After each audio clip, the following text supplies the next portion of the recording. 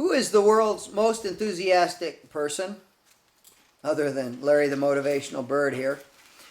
And I would suggest that it's any 2-year-old kid. Have you ever seen 2-year-olds? They're always running around. They run before they can walk. They're always in a hurry to get places. They're always excited and cheerful when they're not crying. And they're always asking, why? Why is the sky blue? Why does this happen? Why is grass green? Why does lightning make loud noise? They want to know. They're genuinely curious. And I'm convinced that that is one of the things that sparks their enthusiasm, is their genuine curiosity. I'm Joe Ty, CEO of Values Coach, and your coach for this course on the 12 Core Action Values. And today we're going to talk about the curiosity cornerstone of enthusiasm.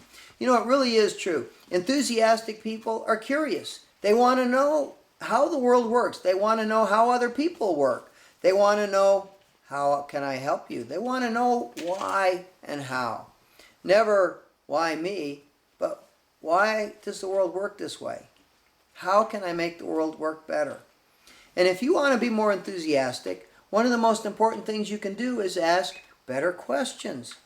You know, the poet McZen at McZenPoems.com, McZen said, if you don't have a question, you don't have a clue. If you're not searching, you must be lost. And curiosity is a great way to spark your enthusiasm. When I was at the business school at Stanford, I took a course on creativity in business taught by Professor Michael Ray. He wrote the book Creativity in Business, which is really required reading in the Silicon Valley and many other businesses. And one of the things that really struck me in that course, he gave us what he called live-withs. And for a week, we had to live with this certain challenge, like walk into your fear. One of them was ask dumb questions. And of course, what we learned is there's no such thing as a dumb question. And we started asking, the dumber the question, the smarter we got, because we started getting into core reasons for why things work the way they work. You know, in Japanese total quality management, there's a system, an approach called the 5 whys, W-H-Y. And the first time you ask why something happens, the answer is pretty superficial. Let's say you're a car maker and wheels are falling off the car. And so you say, well, why are wheels falling off the car? Well, the guys on the line aren't putting them on right. That is probably a technically accurate answer, but it's not very helpful. Why number 2? Why aren't they putting them on right? Well, they aren't being properly trained. Oh, now we're getting somewhere. Why aren't they being properly trained? Well, we had budget cutbacks and we cut the training budget. Oh, why did we have budget cutbacks and cut the training department? Well, the wheels were falling off of cars and people were getting hurt and we're getting sued. Now we're getting something. Now we're figuring out what the real cause is. And when you ask that 4th or 5th why is Junior coming home after curfew with alcohol on his breath? Answer number 1, hanging around with the wrong crowd. Probably accurate, probably not a very helpful causal explanation. By the time you get to why number 4 or 5, you are probably looking in the mirror. And it's asking those good questions that gets you to root causes in life. Now, I think I know what you might be thinking now. Joe, you're talking about enthusiasm and you've been talking about being positive, and now you're talking about asking questions that could actually be kind of depressing when you hear the answer.